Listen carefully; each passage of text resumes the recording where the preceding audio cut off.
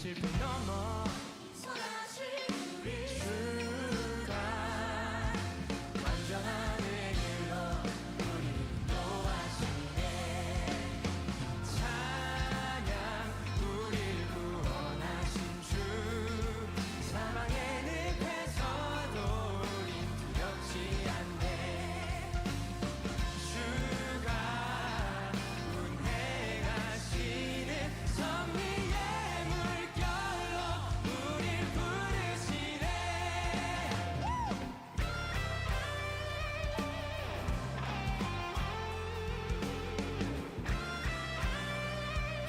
자, 처음부터 고백할까요?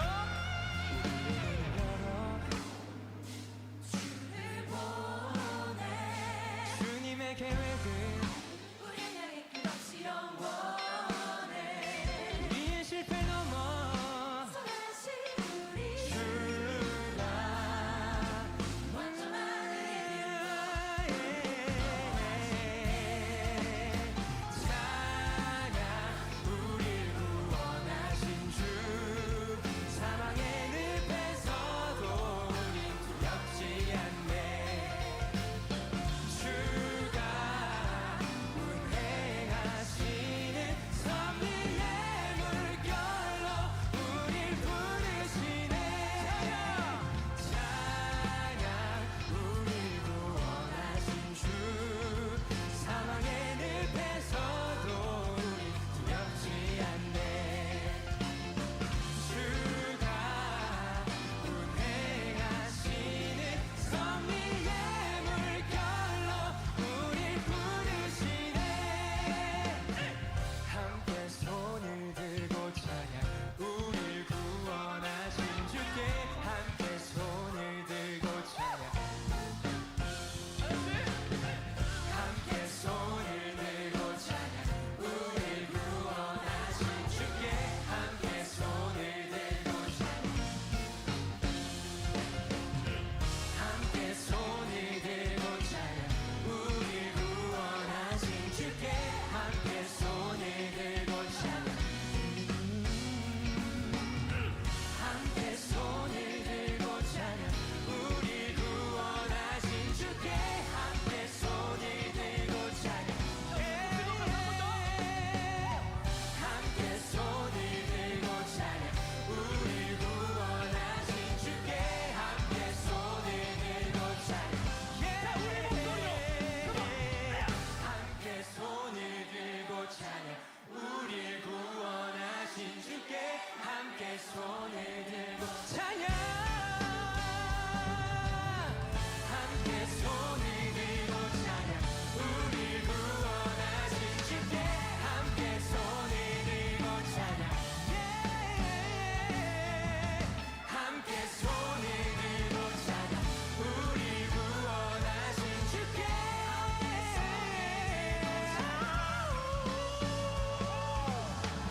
함께 손을 들고 찬양 우릴 구원하신 주께 함께 손을 들고 찬양 자 마지막으로 함께 손을 들고 찬양 우릴 구원하신 주께 함께 손을 들고 찬양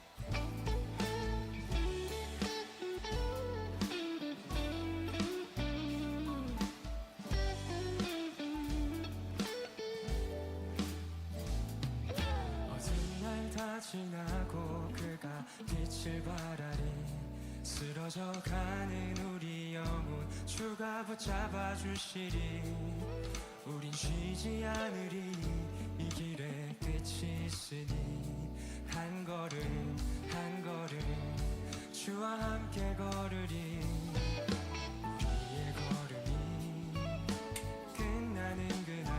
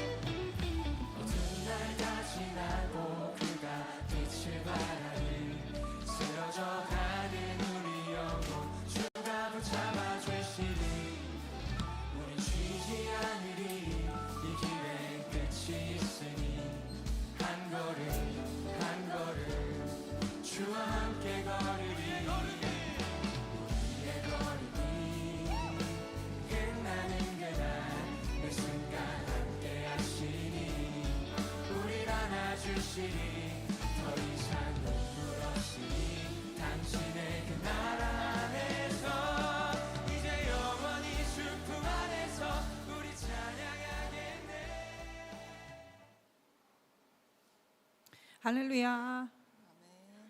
아멘. 할렐루야. 아멘. 아멘. 네. 이주일부 주일 예배 오신 여러분들 사랑하고 축복합니다. 옆 사람과 인사 나누시겠습니다. 사랑하고 축복합니다. 네. 함께 예배드리며 오늘 우리 주님께 경배 올려드리기 원합니다. 네, 함께 자리에서 일어나시겠습니다. 지존하신 주님 이름 앞에 찬양함으로 오늘 예배를 주님께 올려드리겠습니다.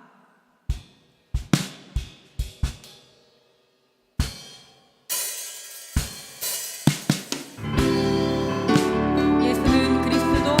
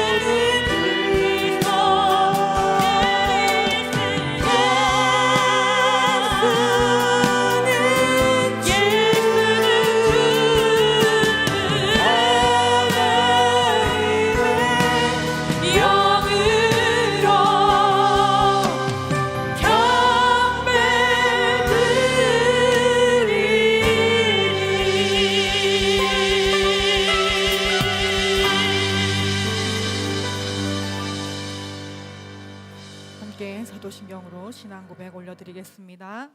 전능하사 천지를 만드신 하나님 아버지를 내가 믿사오며 그 외아들 우리 주 예수 그리스도를 믿사오니 이는 성령으로 잉태하사 동정녀 마리아에게 나시고 본디오 빌라도에게 고난을 받으사 십자가에 못 박혀 죽으시고 장사한 지 사흘 만에 죽은 자 가운데서 다시 살아나시며 하늘에 오르사 전능하신 하나님 우편에 앉아 계시다가 저리로서 산 자와 죽은 자를 심판하러 오시리라. 성령을 믿사오며 거룩한 공예와 성도가 서로 교통하는 것과 죄를 사하여 주시는 것과 몸이 다시 사는 것과 영원히 사는 것을 믿사옵나이다. 아멘. 자리에 앉으시겠습니다.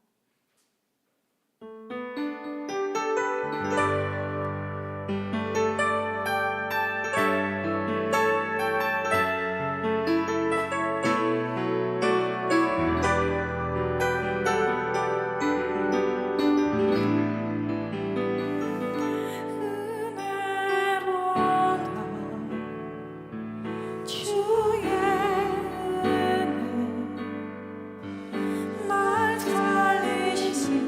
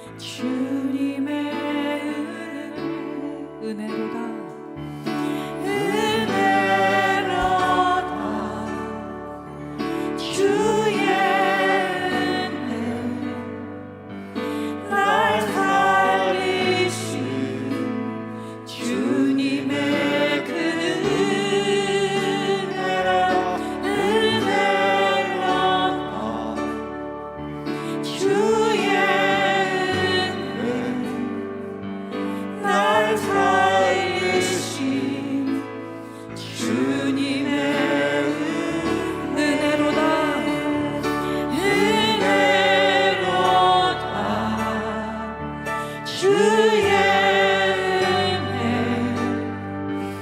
날 살리시 주님의 그 은혜로다 주의 은혜 날 살리시 주님의 은혜 그 은혜 내 맘에 영원히 나를 붙들고 가네 그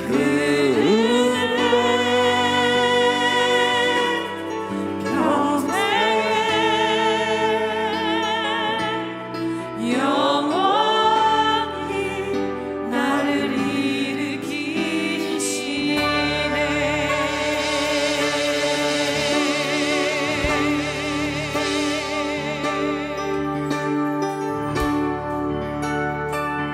큰 죄에서 날 구했네 큰 죄에서 날 구했네 한량없는 주님의 그 은혜가 아들 피로 날 살려내 증량 못할 주님의 은 다시 한번 큰 죄에서 날 구했네 한량없는 주님의 그 은혜가 아들 피로 날 살렸네 증량 못할 주님의 은혜 그 은혜 내 맘에 영원히 나를 붙들고 가네 그 은혜 평생에 영원히 나를 일으키시네 그 은혜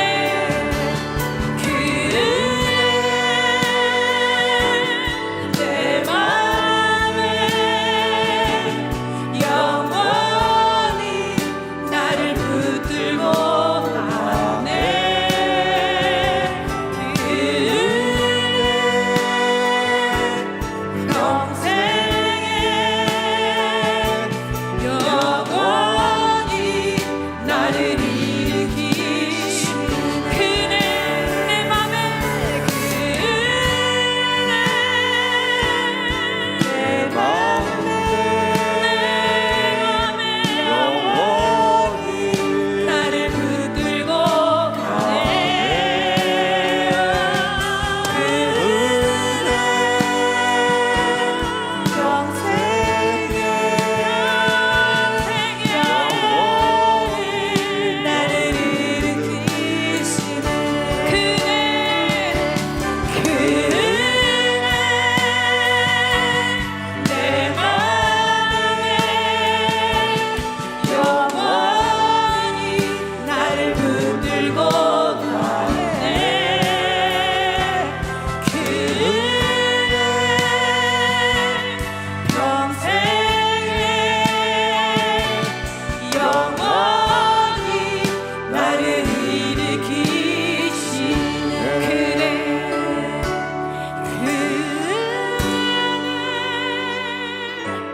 은혜 내 맘에 영원히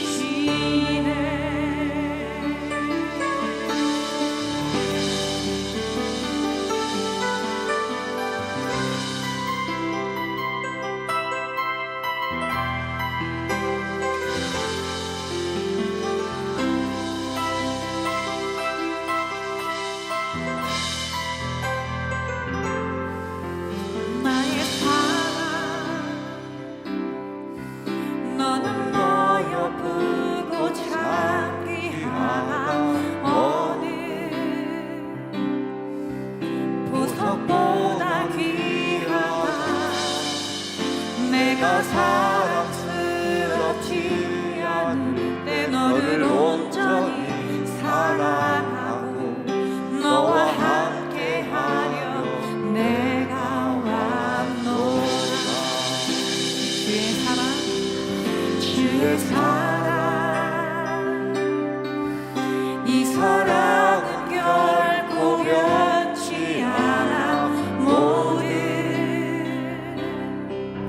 계절 돌보시네. 푸른 마르고 꽃은 시드나 주의 말씀은 진실해. 실수가 없으신 주만 바라라. 주님의 나라와 주님의 나라와 뜻이 나의 삶 속에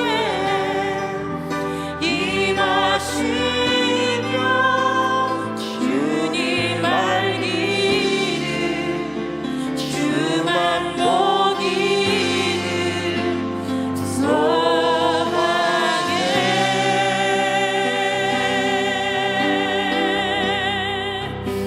거룩히 살아갈 힘과 두려움 없는 믿음 주신 나의 하나님, 완전한 사랑 찬양해.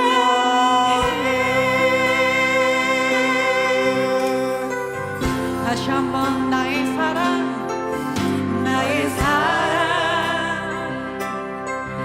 너는 어여쁘고 찬귀하다. 오늘 보석보다 귀하다. 내가 사랑스럽지 않을 때 너를 온전히 사랑하고 너와 함께하려 내가 왔노라. 주의 사랑, 주의 사랑 결코 변치 않습니다. 이 사랑은 결코 변치 않아. 모든 계절 돌보시네. 푸른 마르고 꽃은 시드나 주의 말씀은 진실해. 실수가 없으신 주만 바라라. 주님의 나라와 뜻이, 주님의 나라와 뜻이 나의 삶 속에 임하시려 주님 알기를 주만 보기를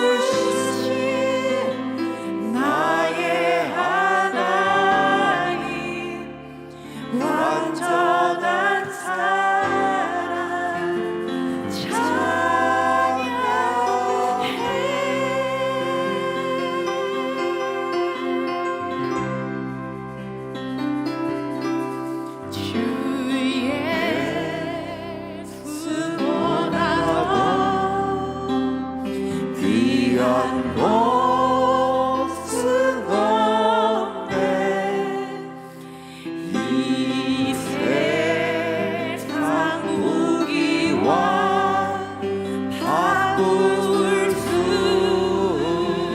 없네. 영죽은 내 대신 돌아가신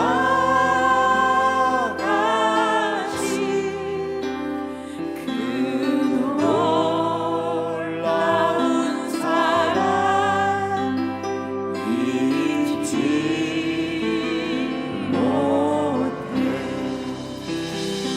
세상 즐거움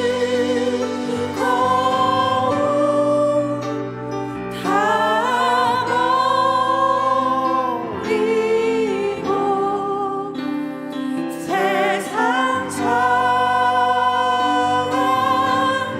버렸네. 주 예수보다 더 귀한 것은 없네. 예수 밖에는 없네.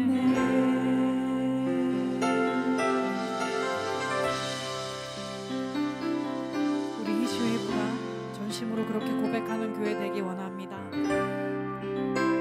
주 예수보다 더 귀한 것은 없습니다. 주 예수보다 더 사랑하는 것은 없습니다. 주님, 거룩히 살아갈 힘과 두려움 없는 믿음으로 주님만을 고백하며 살아가는 교회 되게 하여 주시옵소서. 이 시간 교회를 위하여, 목자를 위하여, 예배를 위하여 함께 기도드리시겠습니다.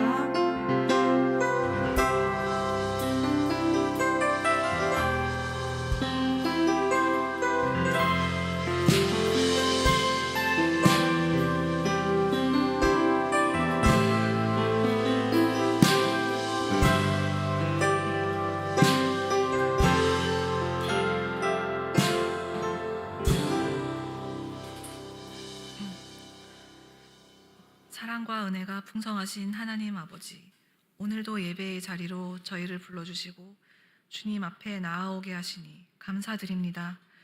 이 시간 저희가 드리는 찬양과 감사와 회개의 마음을 기쁘게 받아주시옵소서.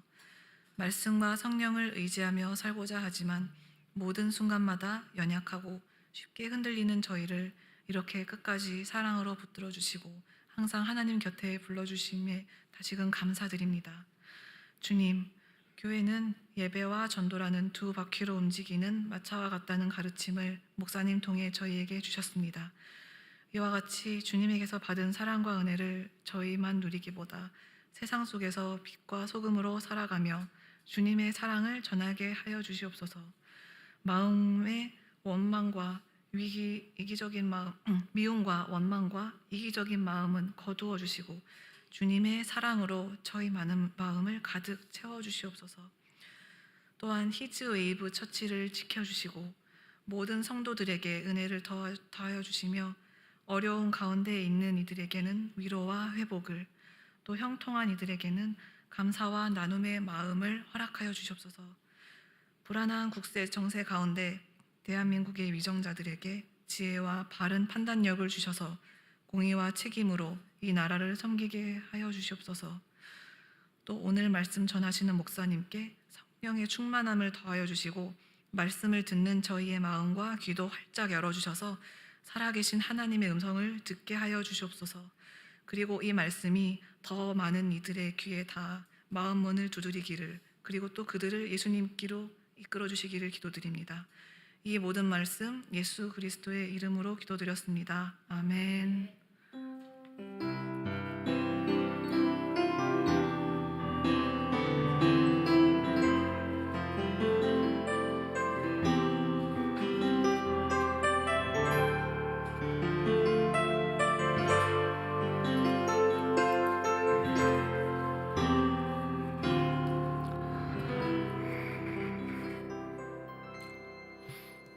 할렐루야. 히즈웨이브 처치 주일 예배 오신 우리 성도님들 환영하고 축복합니다.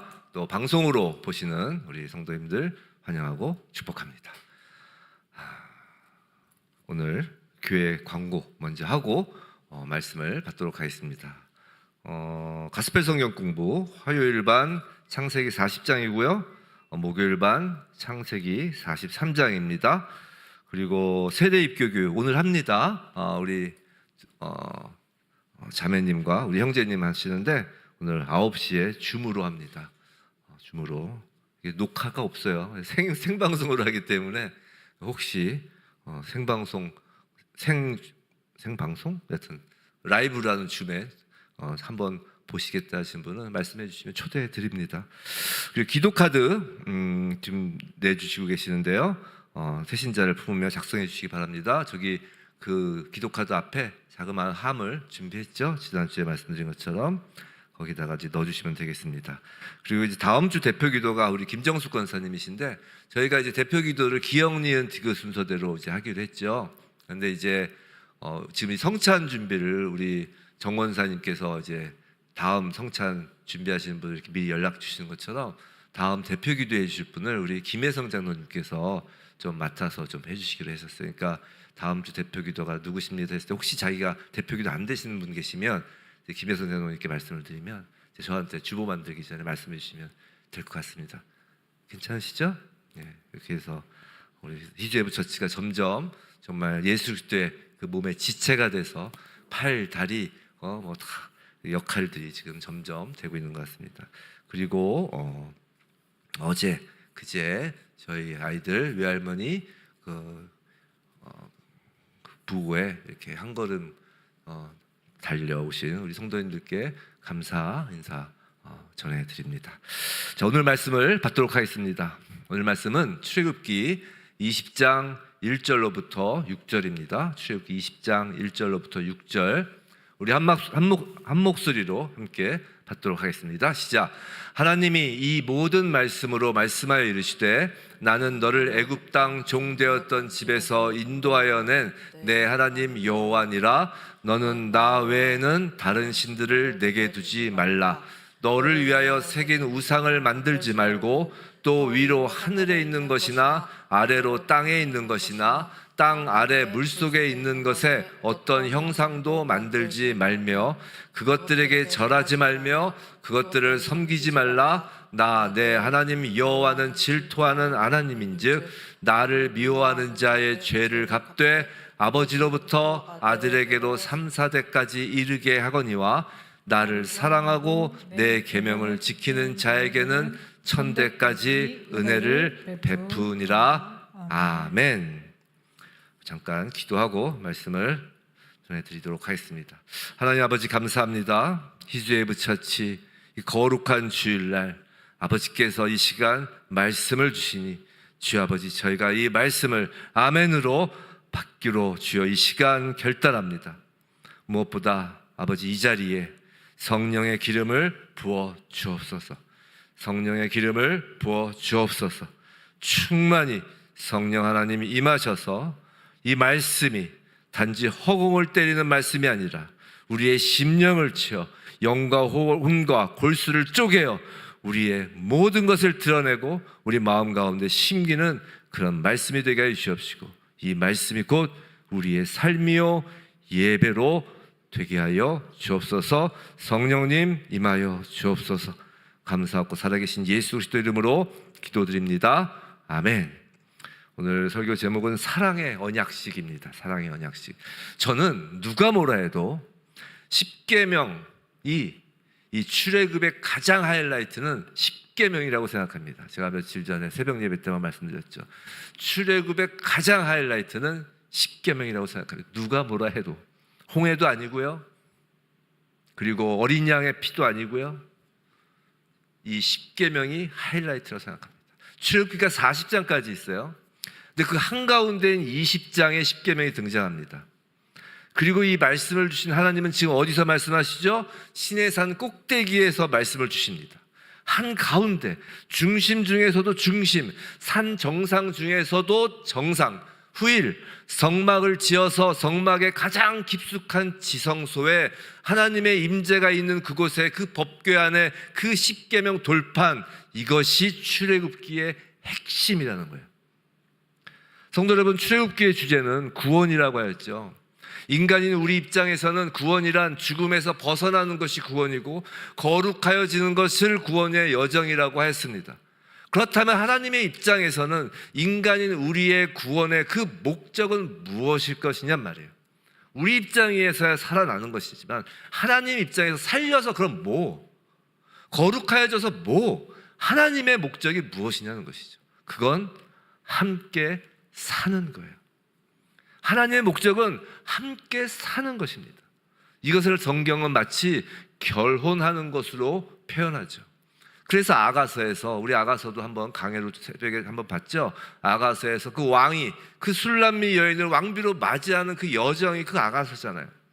또 호세아서에서 호세아가 가늠한 여인 그 고멜과 결혼하는 것, 그런 것처럼 출애굽에서 하나님의 목적은 하나님의 백성과 하나가 되는 것이, 그리고 이 구약의 모든 예표는 신랑이신 예수 그리스도가 교회를 신부로 맞이하는 신약으로 실제로 성취가 되는 것이에요.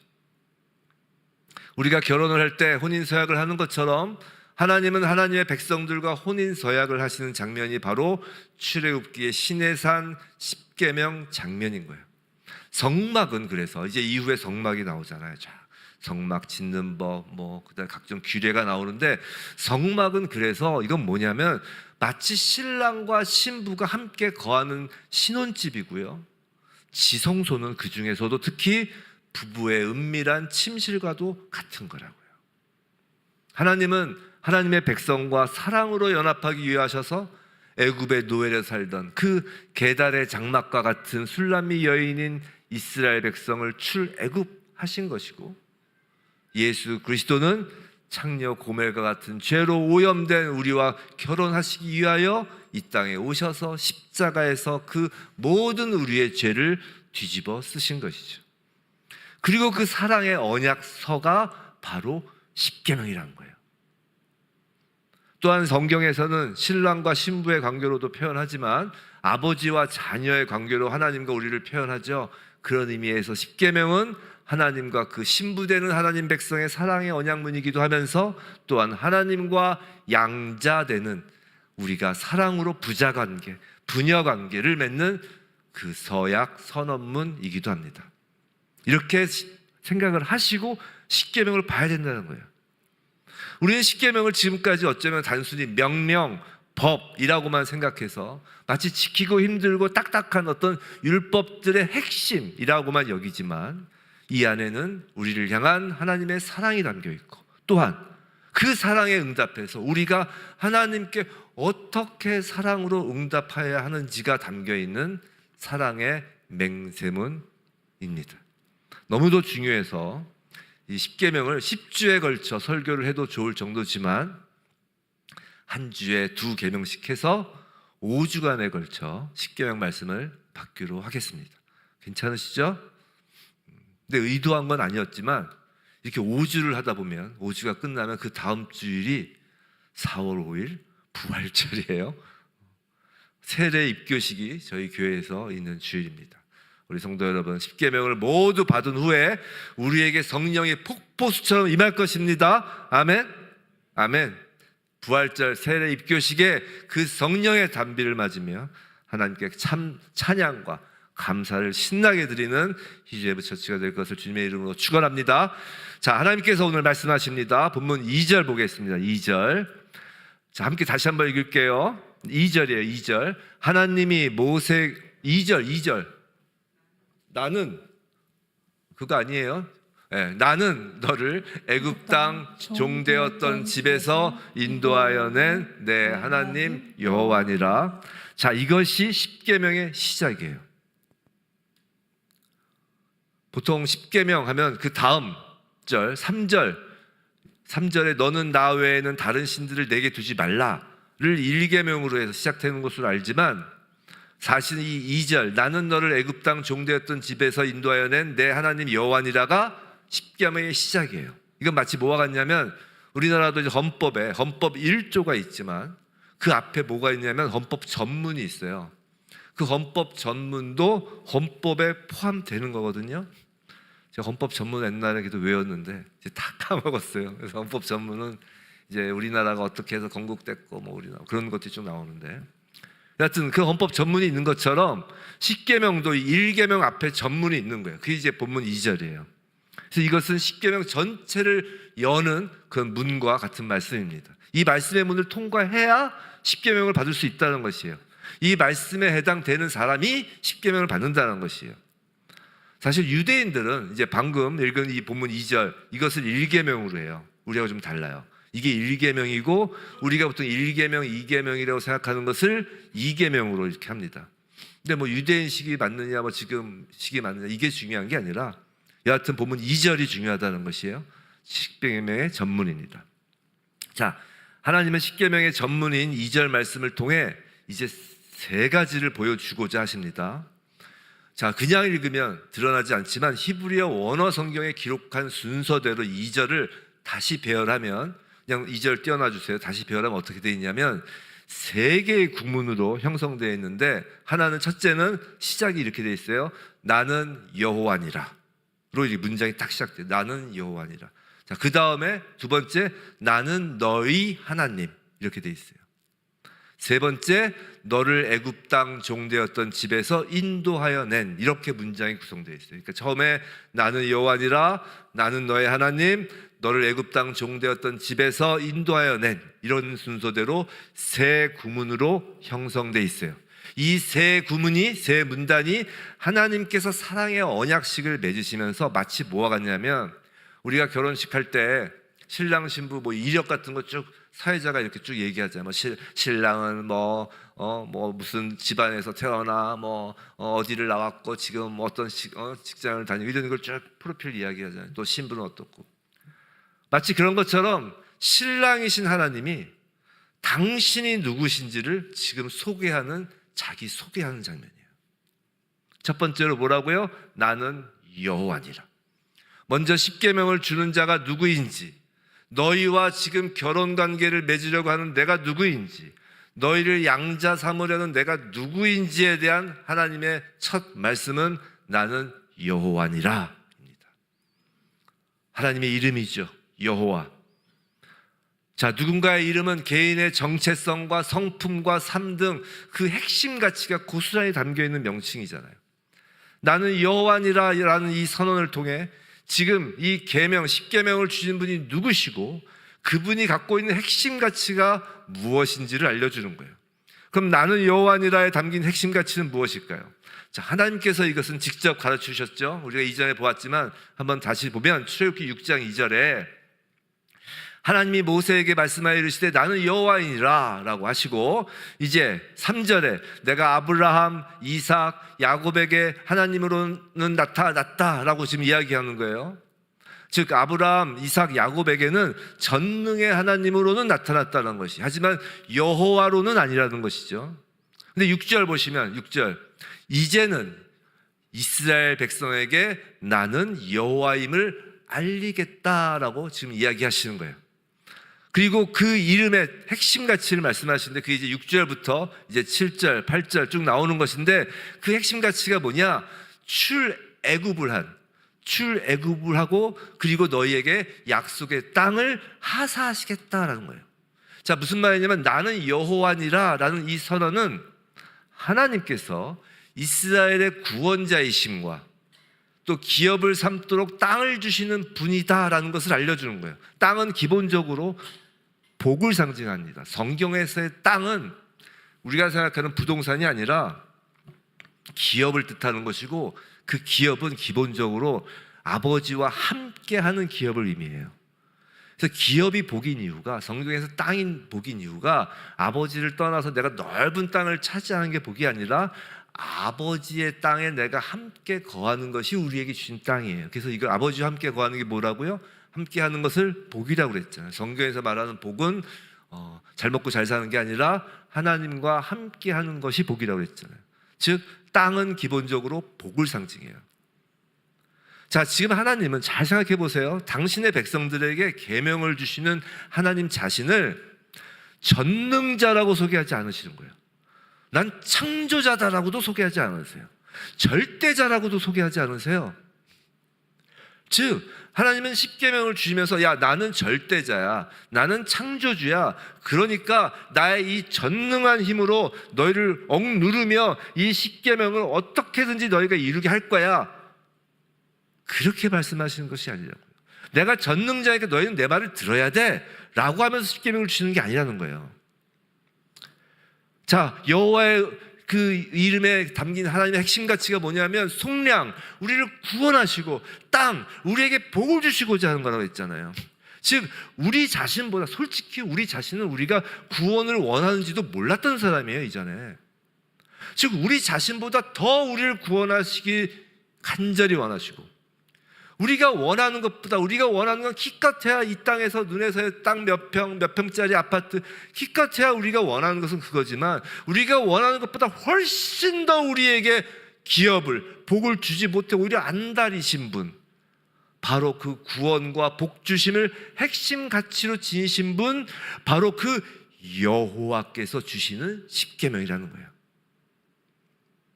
십계명은요, 그래서 어떤 처벌할 목적으로 주시는 명령이 아니라 복을 주려는 목적으로 주시는 계명인 거예요. 그래서 그 하나님이 아담을 창조하시고 땅에 기는 것을, 모든 것을 다스려라라고 하는 게, 그게 그냥 안 다스리면 너희들 벌 줄 거야 하는 명령이 아니라, 그 첫 번째 하나님께서 우리에게 주신 말씀은 축복의 말씀이라고요. 복을 주려는 거라고요. 하나님의 저희를 향한 사랑을 보여주시는 것으로 나는 여호와니라로 시작하는 거예요.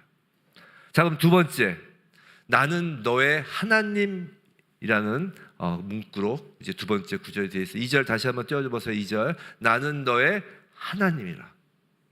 첫 번째는 내 하나님 여호와니라, 이게 히브리어로는 첫 번째로 나는 여호와니라, 두 번째는 나는 너의 하나님, 이렇게 되어 있어요.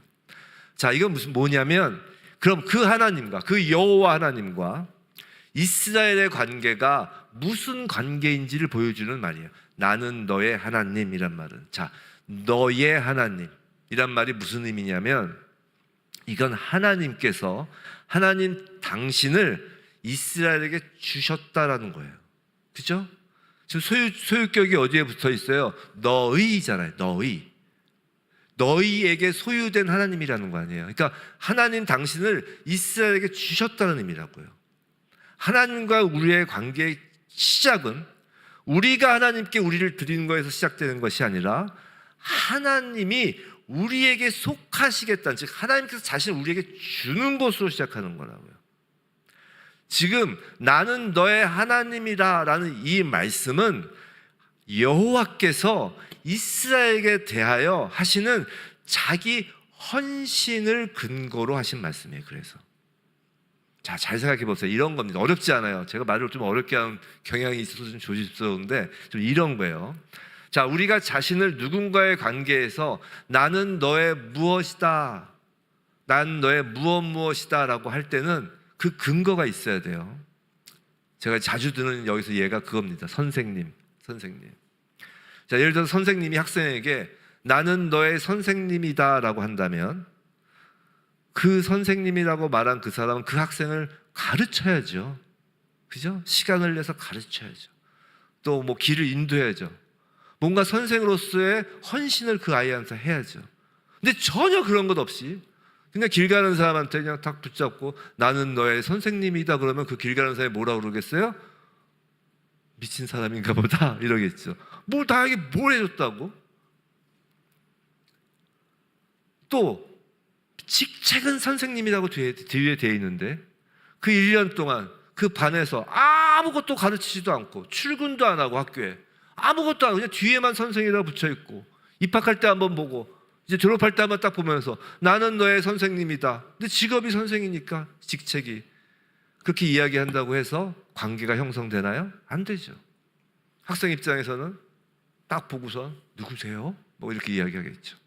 즉 헌신이 없다고 생각하면 나는 너의 누구누구다라는 것을, 그 말을 들은 상대방이 그 헌신이 없다는 그 관계를 거절한다는 거예요. 하나님과의 우리의 관계에서 하나님이 우리에게 헌신한 것에 대하여 그 헌신이 없다라고 생각한다면 그 말을 들은 누군가는 거절하게 돼 있다는 거예요. 자, 하나님은 그럼 어떠신가? 하나님이 저와 여러분에게 나는 너의 하나님이다 라고 말씀하실 때 과연 이 말을 들은 우리가 누구세요? 라고 하실 것인지, 아니면 나는 너의 하나님이다 라고 하실 때 하나님의 저와 여러분을 향한 헌신이 마구 기억나면서 맞습니다, 하나님이십니다 라고 하실 건가요? 이 차이예요. 사실 하나님과 인간의 관계에서 언제나 주시는 쪽은 하나님이세요. 언제나 주시고 주시다가 마침내 독생자 예수 그리스도까지 보내주셨잖아요. 예수 그리스도께서 십자가에서 죽으셨잖아요. 즉 하나님의 헌신은 뭐 선생님, 단순히 뭐 인간적으로 누굴 가르치는 정도의 헌신이 아니라 그 애굽으로 상징되는 그 죄의 노예 상태에서 신음하는 저와 여러분을 구원하기 위해 하늘 보좌를 버리고 이 땅에 오셔서 저와 여러분의 모든 죄를 대신 지시고 십자가에 달리신 거잖아요. 그래서 우리가 앞에서 어린 양의 그 피도 받고 그 홍해도 받고 십자가의 그 보혈과 십자가에서 그 물을 다 본 거잖아요. 그리고 나는 너의 하나님이다 라고 말씀하신다는 거예요. 그 헌신에 근거하여 하나님은 자신 있게 나는 너의 하나님이다 라고 말씀하시는 거예요. 십계명은 그래서 하나님이 나를 위하여 헌신하였다는 것을, 즉 나는 너의 하나님이다 라는 그 말씀에 대하여 입으로 아멘하고 마음으로 그 감사에 하나님께 찬양을 올리는 자에게 수여되는 말씀이에요. 아무나에게 수여되는 말씀이 아니라는 거예요. 지금. 셋째로, 다시 2절 띄워줘 보세요. 셋째로, 너를 애굽 땅 종되었던 집에서 인도하여 낸입니다. 자, 이건 하나님께서 이스라엘 백성에게 십계명을 주시고 지키라고 하시는 이유가 되는 말씀이에요. 이유가. 자, 신명기를 보면 하나님은 이스라엘 백성에게 가나안 땅으로 들어가 그곳의 풍요로움을 즐길 때 자칫 여호와를 잊어버리고 다른 신을 따를 가능성에 대하여 계속하여 경고하셨습니다. 그래서 하나님께서는 너희가 애굽에서 노예였다라는 사실을 잊지 말라고 누누이 당부하시는 거예요. 여기서 2절에서 중요한 건 나는 너를 애굽 땅 종되었던, 즉 너희가 종되었던 것을 기억하라는 거예요. 이런 거예요. 하나님은 십계명을 주시며 무엇보다 이스라엘이 애굽에서 노예였다는 사실을 기억하는 것이 중요하다는 거예요. 성도 여러분, 이스라엘이 여호와의 명령을 지킬 수 있는 힘은 자신들의 인격이나 자신들이 더욱 착해져서 나오는 힘이 아니에요. 우리가 예수 그리스도를 기억하지 않으면 예수 그리스도의 명령을 지킬 수 없다는 거예요. 하나님의 명령을 지킬 수 있는 능력은 과거에 자신들이 노예였다는 사실을 끊임없이 기억하는 데서 나오는 것임을 잊지 마시기 바랍니다. 이건 우리도 마찬가지예요. 예수님이 아니었다면 여전히 저와 여러분은 죄의 노예였음을 인정하고 기억하라는 거예요. 우리가 십계명 말씀에 우리 자신을 비추어 볼 때 죄의 노예였던 모습이 보이는 것이고 예수 그리스도의 은혜에 다시금 감사하게 되는 것이고, 그럴 때야 다시 삶을 추스를 힘을 얻게 되는 거예요. 기억하는 것을 성경에서 감사라고 해요. 성경에서의 감사는 기억하는 거라고 했어요. 땡큐 갓이 아니라 기억하는 것이에요. 뭘 기억하여? 내가 종되었던 것을, 죄인이었던 것을 기억하는 것이에요. 그리고 기억하고 여전히 나에게 남아있는 그 죄의 흔적을 회개하며 감사하는 것이 하나님의 명령을 지킬 수 있는 능력이에요. 지금 우리 세 가지를 봤어요. 사랑, 은혜, 능력을 본 거예요. 십계명에서 십계명은 단순히 지키라는 명령이 아니라 하나님의 자기 소개라고 그랬어요. 자기 계신 거예요. 신랑이 신부에게 자신이 누구신지를 소개시키는 것이죠. 근데 하나님은 이렇게 지금 전문에서 소개시키는 거예요. 소개하시는 거예요. 세 구문에서 하나님은 자신을 이렇게 소개하시는 겁니다. 첫째, 구원하시고 복 주시는 사랑이다. 십계명에는 성부 하나님의 사랑이 담겨 있는 거예요. 또 말씀하시는 거예요. 둘째, 십자가의 독생자를 내어주시는 은혜이다. 하나님의 지금 자기소개예요. 첫째, 사랑이다. 둘째, 십자가 은혜이다. 하나님은 그래서 나는 너의 하나님이라고 자신 있게 말씀하시는 거예요. 십계명에는 성자 하나님의 은혜가 담겨 있는 것입니다. 그럼 이제 뭐가 남았겠죠? 세 번째, 능력이라고 했죠. 셋째, 하나님의 명령을 지킬 수 있는 능력이다라고 말씀하시는 거예요. 과거의 노예, 즉 죄인이었던 것을 잊지 말라고 하시는 것이죠. 우리에게 기억나게 해주시는 영이 누구시죠? 성령님이시잖아요. 예수의 은혜를 잊지 않게 하시는 분이 바로 성령이시고 하나님의 사랑을 잊지 않게 하시는 분이 성령이시잖아요. 그래서 십계명에는 성령 하나님의 능력이 담겨 있다는 것이에요. 이것으로 십계명을 시작하는 거예요. 성부 하나님의 사랑과 성자 하나님의 은혜와 성령 하나님의 능력으로 하나님은 당신을 소개하시면서 이 계명을 우리에게 주시는 거예요. 그런데 이 하나님의 계명, 계시를, 하나님의 드러나심을 좀 부드러운 사랑의 편지로 주시지. 응? 왜? 근데 형태는 명령의 형태잖아요. 어쨌든 이 명령의 형태로 왜 우리에게 주셨을까? 좀 부드럽게. 살인하지 말렴, 살인하지 않지 않을래? 뭐 이렇게 좀 뭔가 이렇게 좀 부드럽게 하면 좋겠는데 살인하지 말라. 너무 좀 퍽퍽하잖아요. 퍽퍽하고. 왜 명령 형태로 주셨을까요? 그건 우리 역시 방금 말씀드린 성부, 성자, 성령 삼위 하나님의 형상을 드러내기를 너무도 간절히 원하시기 때문에 강하게 말씀하시는 거예요. 너무나 우리를 잘 아시죠. 뭐 해보지 않으련 그럼 안 한다는 걸. 근데 너무나 원하시는 거예요. 하나님의 형상을 드러내기를. 생각해 보세요. 교회의 궁극적인 목적이 뭐예요? 성도의 목적이 뭐예요? 우리 요새 그 세례교육 할 때 그 1번이 뭐라고 그랬어요? 세례교육 1번. 인간의 목적, 사람의 목적, 하나님을 영원롭게 하는 것이잖아요.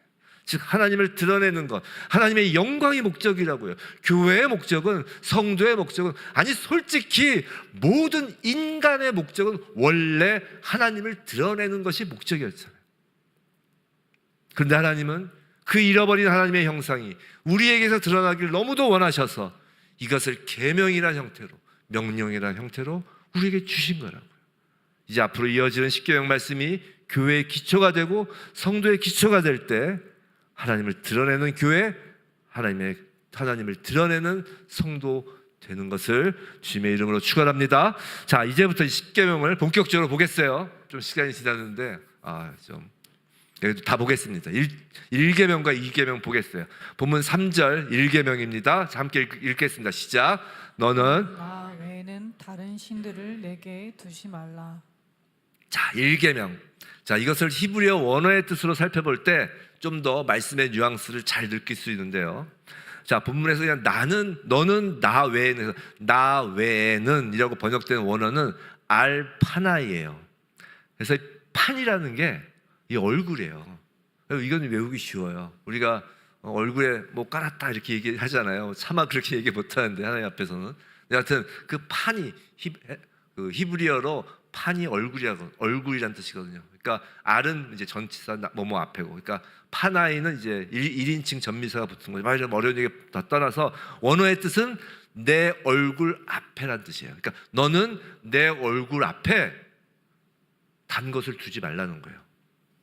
그러니까 이런 거예요. 하나님이 우리 얼굴 앞으로 당신의 얼굴을 좀 훅 들이미시는 거예요.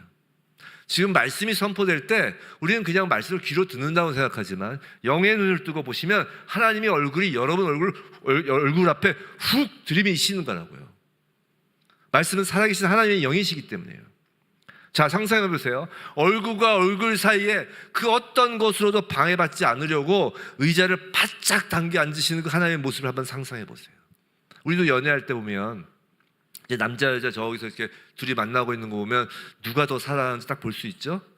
더 사랑하는 쪽이 이렇게 딱 이제 턱 깨고 앞으로 가 있고, 조금 덜 사랑하는 쪽이 딱 뒤에 이렇게 의자 뒤로 이렇게 누워서 하고, 그런 것처럼 그러다가 이제 뭐 더 사랑하는 사람이 이제 갑갑하면 이제 옆으로 가죠. 이제 더 가까이 가려고. 여하튼 둘 사이에 뭔가를 끼는 걸 못 찾는다고요. 하나님의 사랑이 그렇다는 거예요. 하나님은 하나님 당신 얼굴과 우리 얼굴 사이에 아무것도 놓이기를 원치 않으시는 거예요. 솔직히 우리가 뭐가 예쁘다고, 우리가 뭘 잘했다고, 우리는 하나님과의 이 만남을 위해 한 것이 아무것도 없는데, 다 하나님이 하신 것인데, 하나님이 우리에게 원하시는 건 그저 우리의 얼굴만 보여달라는 거예요. 아무것도 중간에 가림막을 두지 말고 그저 우리 얼굴만 보여달라는 거예요. 하나님이 언제 저에게 돈 달라고 하시나요? 예수께서 십자가에 달리시면서 돈 좀 달라고 그러셨어요? 우리에게 막 일하라고 하시나요? 뭐 듣고 쓰고 읽고 뭐 성경 공부하지 않으면 안 만나주신다고 하시나요? 뭐 우리에게 어려운 사람 도와주라고 하시나요? 아니란 말이에요.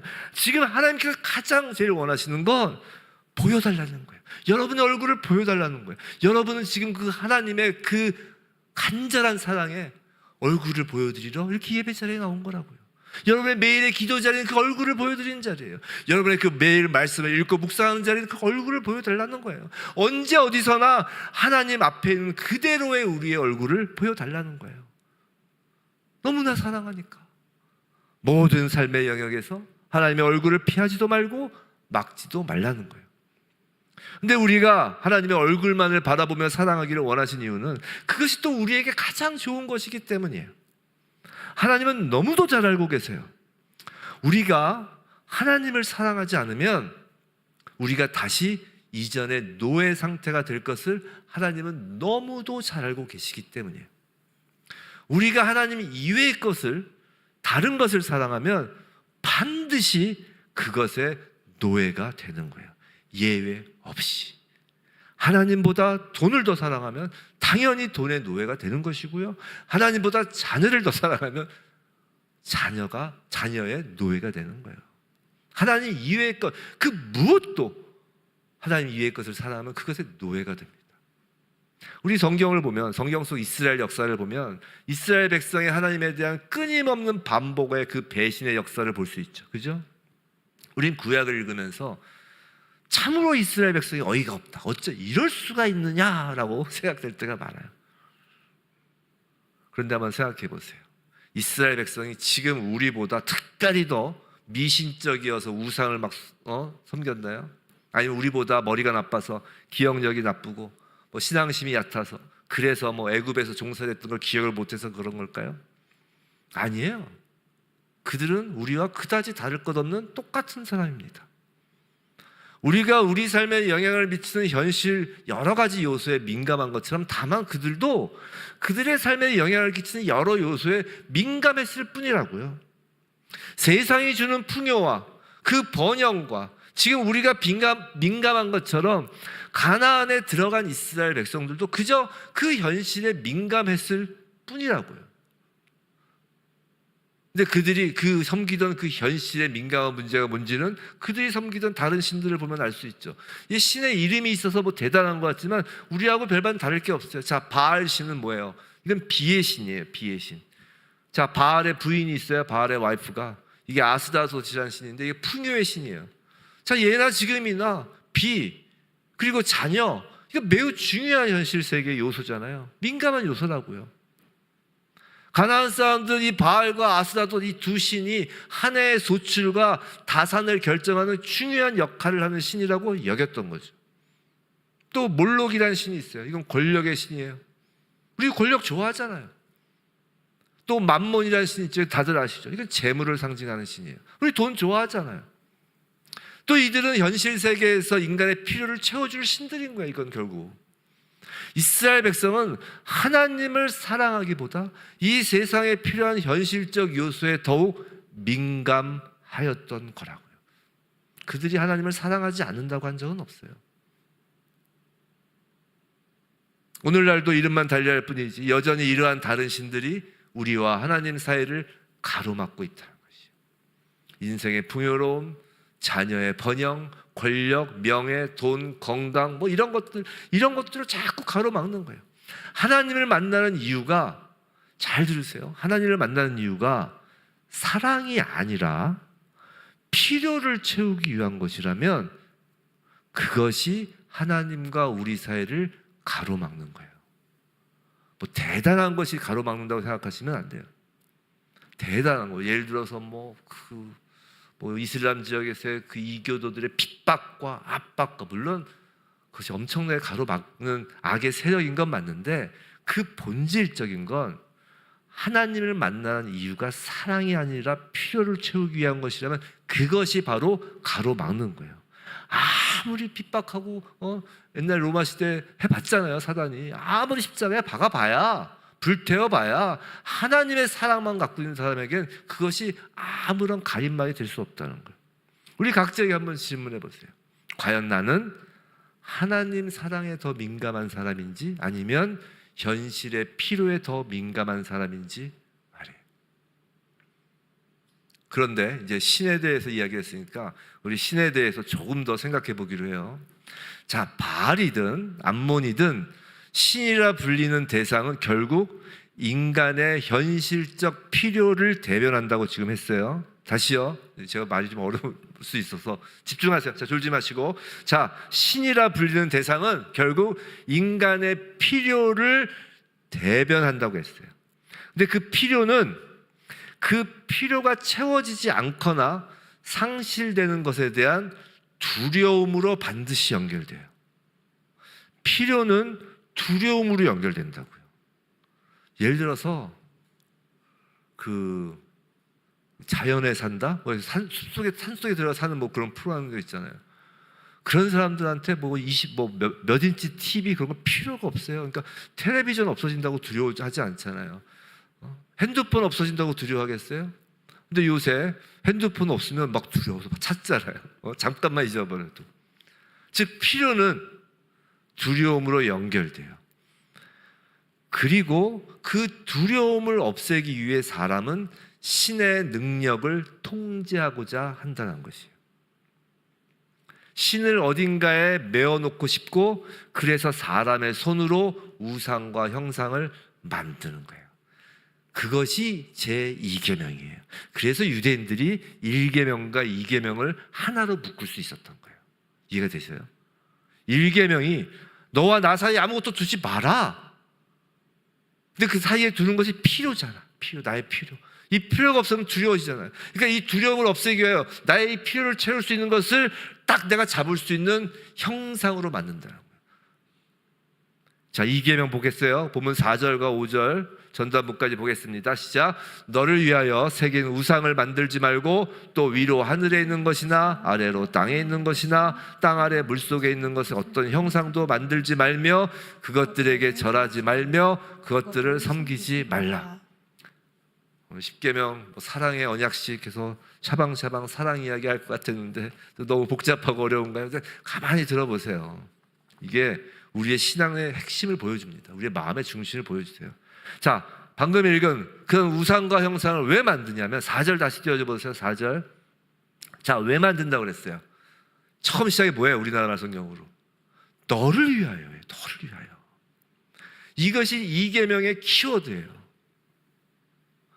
즉 너를 위하여, 즉 나 자신, 인간 자신을 위하여 만든다는 것이에요.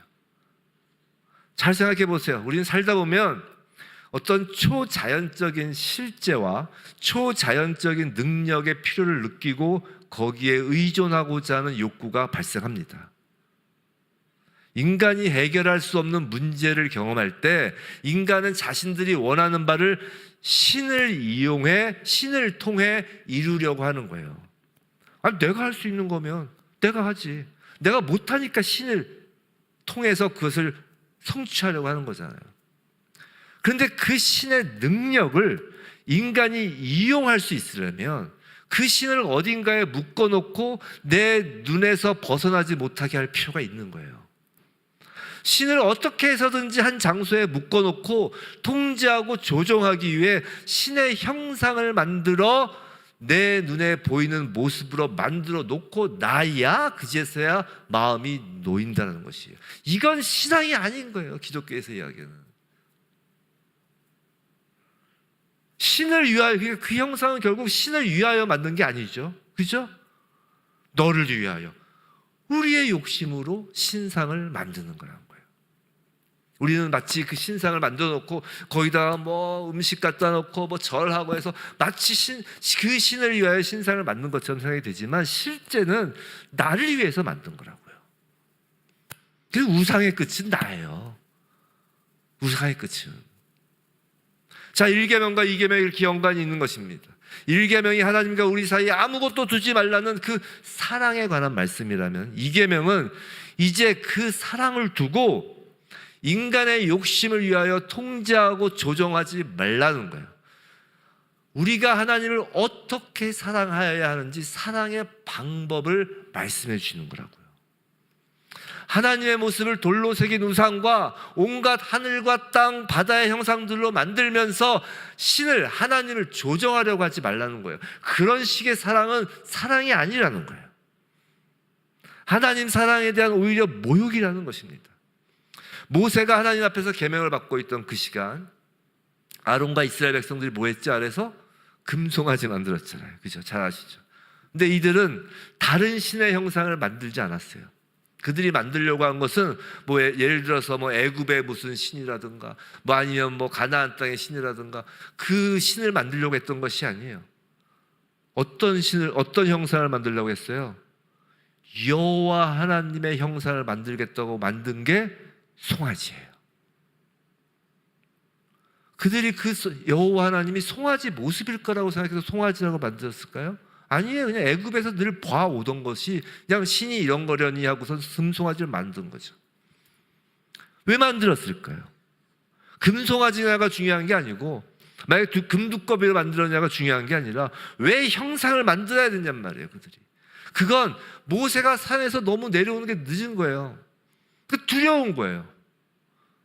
통제되지 않는 하나님이 두렵고 안 보니까 두려운 거예요. 그들의 두려움은 곧 이제 우리가 하나님을 통제하고 조정하고자 하였고 그것이 바로 금송아지, 즉 눈에 보이는 우상을 만들도록 한 거라고요. 필요할 때 바로바로 눈앞에 보이는 신이어야 하였던 거예요. 제물을 드리면 그에 상응하는 보상을 주는 자판기 같은 신이면 너무나 좋겠고요. 근데 그게 아니더라도 최소한 눈에 보이고 내가 뭔가를 드리면 내가 뭔가 한 것 같고 그건 마음이 편해지고, 즉 자신들을 위한 신, 통제 가능한 신이 필요한 것이었습니다. 여호와 하나님이 그런 하나님이기를 원한 것이, 그래서 출애굽기 32장 1절 금송아지를 만드는 장면에서 첫 구절에서 출애굽기 32장 1절 한번 띄워줘 보세요. 이렇게 되어 있어요. 자, 백성이 모세가 산에서 내려옴이 더딤을 보고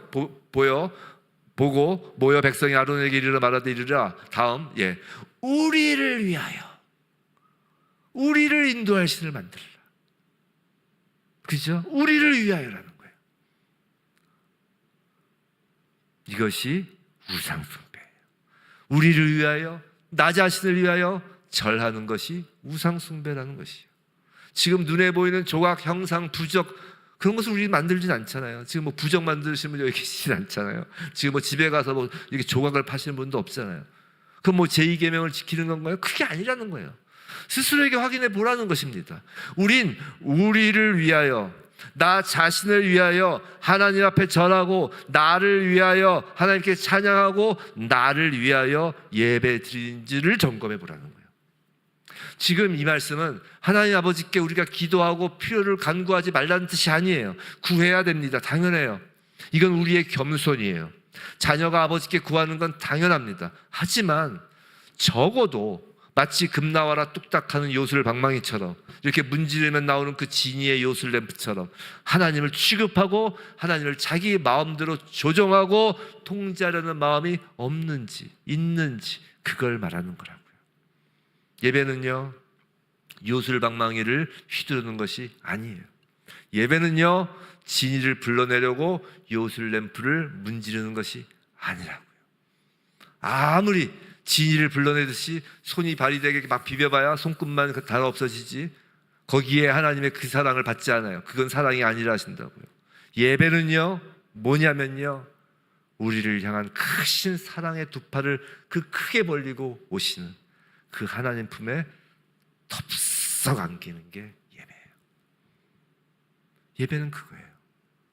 하나님 품에 어린아이처럼 덥석하게.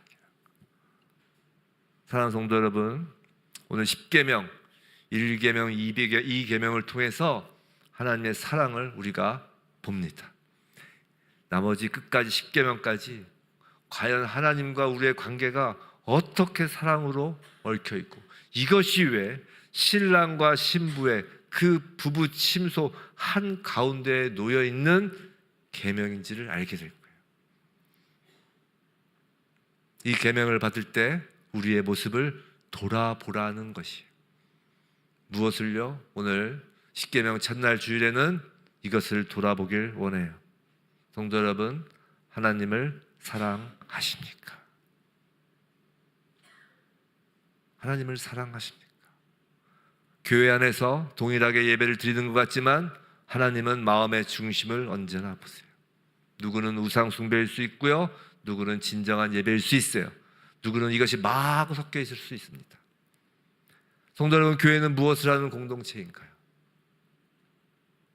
성도는 삶에서 무엇이 최우선이어야 하나요? 그건 하나님을 사랑하는 것입니다. 율법의 율법의 그 대결론이 뭐예요? 하나님 사랑. 그게 첫 번째죠. 하나님을 사랑하는 겁니다.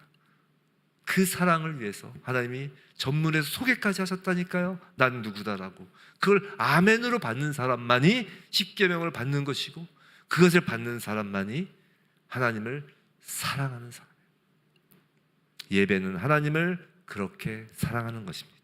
10계명, 1계명을 통해 우리는 지금 하나님의 사랑을 받았어요. 이제 우리가 그 사랑에 대답할 차례입니다. 신랑 되신 주님이 우리에게 원하는 것은 오직 예수 사랑입니다. 부디 진심으로 하나님을 사랑하고 하나님을 예배하는 우리 모두에게 주님의 이름으로 축원합니다. 그리고 이제 성찬식을 이제 시작할 건데, 이 성찬은 바로 우리에게 사랑으로 하나님의 사랑을 보이시고 하나님의 은혜를 보이시고 또 성령께서 지금 기억나게 하시는 능력으로 임하시는 성찬 예식이에요.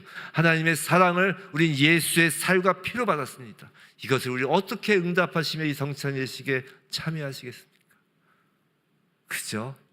내 필요를 채워주세요. 그 모든 것을 이 시간 한번 내려보시기 바랍니다. 정말 순수하게 무엇이 여러분의 마음을 누르고 있습니까? 재정입니까? 건강입니까? 아니면 뭐 학생 같은 경우는 학업입니까? 진로입니까? 무엇이 여러분을 누르고 있나요? 이 삶 속에서 무엇이 여러분에게 필요를 구한 것이 있다 할지라도 정말 오늘 이 시간 성찬하실 만큼 단 하나, 예수 그리스도의 그 십자가 피와 예수 그리스도의 그 부활의 생명을 놓고 주님 사랑합니다 라고 응답하며 우리 성찬 예식에 함께 참여하기를 주님의 이름으로 축원합니다. 제가 잠깐 기도하고 시작하겠습니다. 사랑의 하나님 아버지, 우리를 애굽의 종되었던 자리, 죄의 노예된 자리에서 건져내시고 주님의 백성 삼아 주시니 감사합니다. 오늘 우리가 성찬의 떡과 잔 앞에 섭니다. 이것이 단지 의식이 아니라 우리를 위해 찢기신 예수 그리스도의 몸과 흘리신 피로 세우신 그 새 언약의 은혜임을 우리가 지금 아멘으로 받습니다. 주님, 우리의 마음을 살피사 이 시간 주님보다 더 사랑했던 우상들을 내려놓게 하시고 우리의 필요와 그로 인한 두려움과 우리의 욕심으로 주님을 동지하려고 했던 그 모든 죄들을 이 시간 회개하오니 주여 예수의 보혈로 씻어 주시옵소서. 주여 이 시간 주님 얼굴 앞에 그 어떤 다른 것도 두지 않게 하시고 오직 주님만 사랑으로 붙들게 하옵소서. 성령 하나님, 이 떡과 잔을 받을 때 우리 안에 예수 그리스도의 사랑을 새기시고 감사와 순종으로 응답하는 참된 예배자로 세워 주옵소서. 우리 공동체가, 히즈에브 처치가 주님을 사랑하고 주님의 계명을 지키는 자에게 천대까지 은혜를 베푸시는 하나님을 찬양케 하시고 우리의 삶이 곧 주님의 영광이 되게 하여 주옵소서. 감사하고 살아계신 예수 그리스도의 이름으로 기도드립니다. 아멘. 우리 찬송가 228장 부르시면서 이제 성찬 예식을 하겠습니다. 찬송가 228장. 오 나의 주님,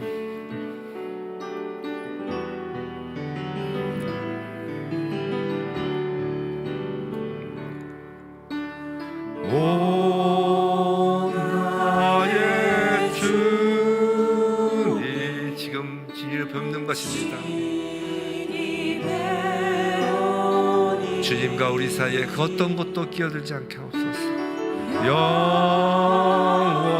영원한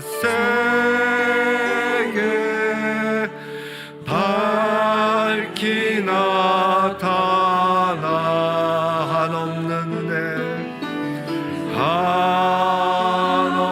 한없는 은혜 길이 누리니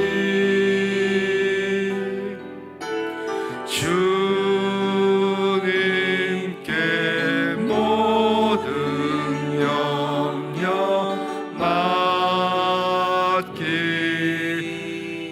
주님의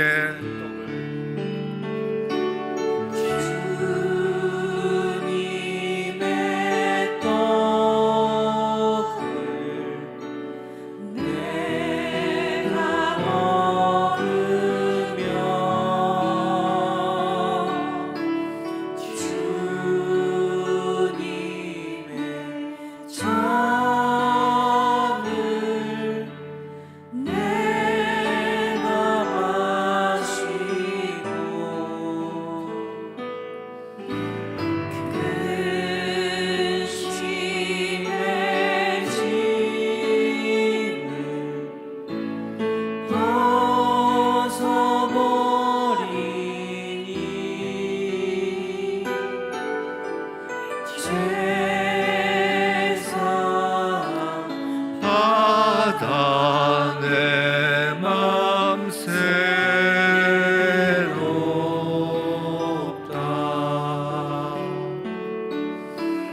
주 예수 주님밖에 없습니다. 주님밖에 없습니다. 없어서 이 시간 주님의 품에 안깁니다. 주님의 품에 안깁니다. 주님의 팔에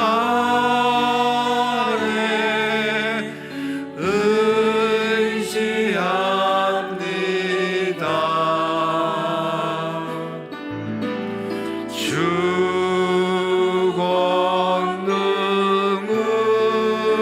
권능으로 힘이 솟아서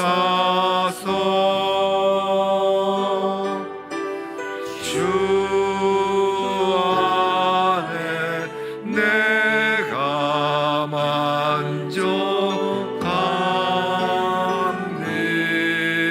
만족합니다.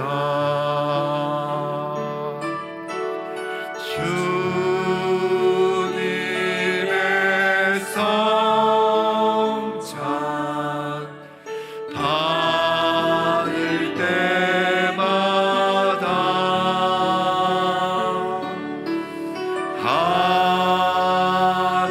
하늘의 기쁨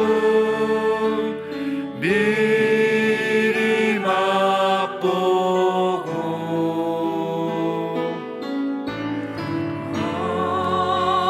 어린 양 잔치 참여함 같이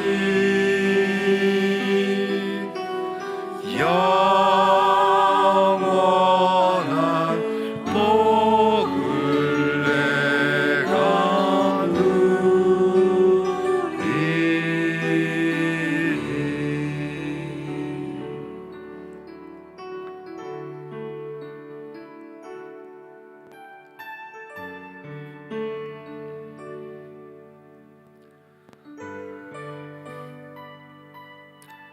내가 너희에게 전한 것은 주께 받은 것이니 곧 주 예수께서 잡히시던 밤에 떡을 가지사 축사하시고 떼어 가라사대 이것은 너희를 위하는 내 몸이니 이것을 행하여 나를 기념하라 하시고 우리 예수의 몸을 기념하겠습니다.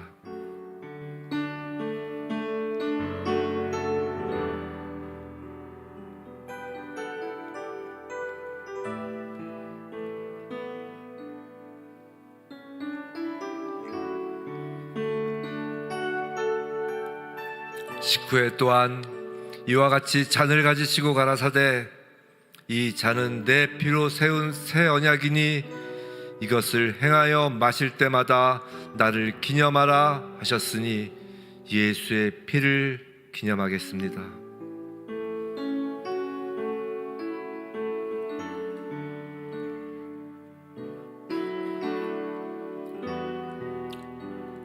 너희가 이 떡을 먹으며 이 잔을 마실 때마다 주의 죽으심을 오실 때까지 전하는 것이니라. 아멘. 사랑과 은혜가 많으신 하나님 아버지, 오늘 주님의 식탁으로 우리를 불러주시고 예수 그리스도의 몸과 예수 그리스도의 피로 세우신 그 새 언약을 다시 기억하여 붙들게 하시니 감사합니다. 우리가 떡과 잔을 받으며 주님의 십자가 사랑을 고백했고 우리를 애굽의 종되었던 자리에서 건져내신 은혜를 기억했으며 주여, 주님의 말씀을 지킬 능력을 받았습니다.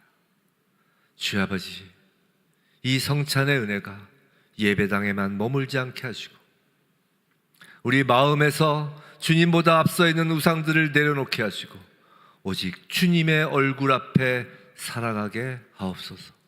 부디 바라옵기는 필요와 두려움으로 주님을 대하던 마음을 완전히 내어버리고 오직 사랑으로 주님께 응답하는 참된 예배자로 세워 주옵소서. 이 시간 성령 하나님, 우리 안에 그리스도의 사랑을 새기셔서 용서하고 화해하며 섬기는 삶으로 열매 맺게 하옵시고 이번 한 주도 오직 주님만 사랑하고 주님만 높이며 우리의 가정과 일터와 모든 관계 속에서 주님의 영광을 드러내게 하옵소서. 감사하고 살아계신 예수 그리스도 이름으로 기도드립니다. 아멘. 우리 모두 자리에 일어나셔서 주님께 우리의 사랑의 봉헌을 올려드리겠습니다.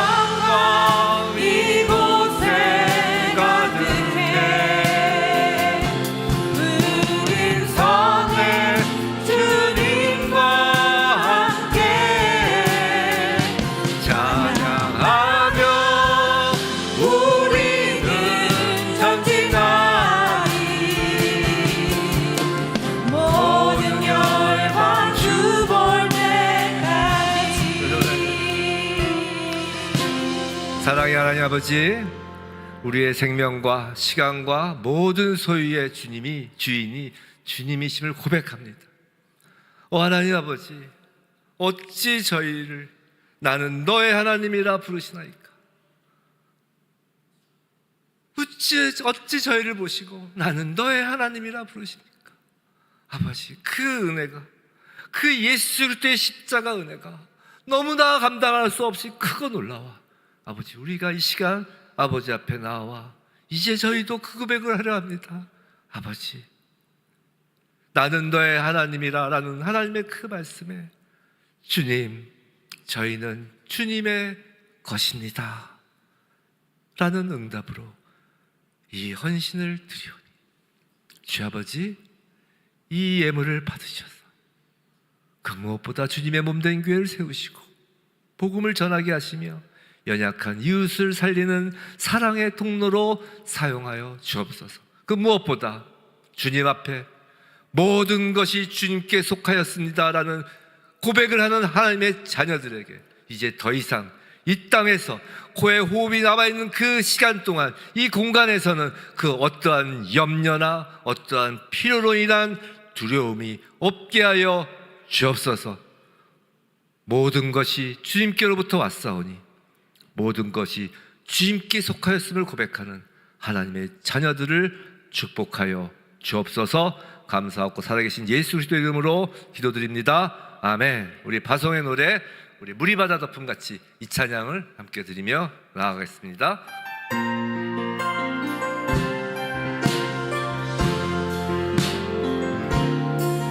세상 모든 민족이 구원을 얻기까지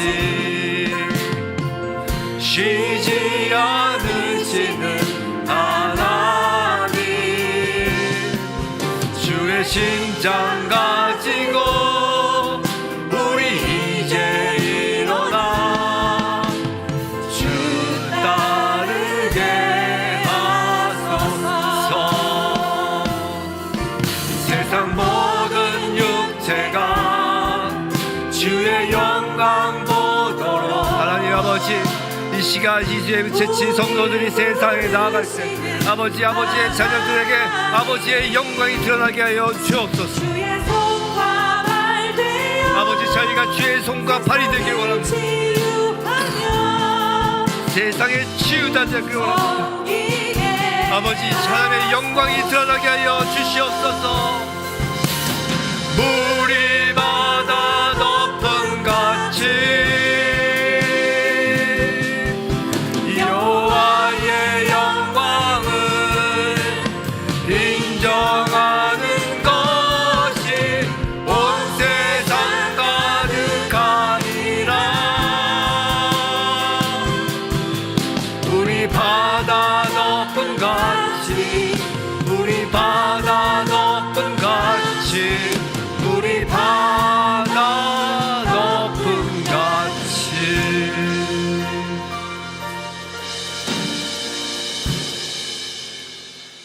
이제는 우리 주 예수 그리스도의 십자가 은혜와 하나님 아버지의 그 사랑하심과 성령의 임재 교통 능력 주심이 나는 너의 하나님이라,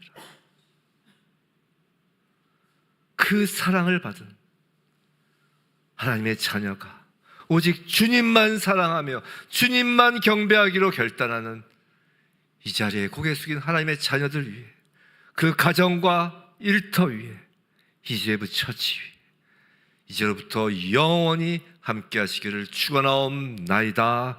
아멘.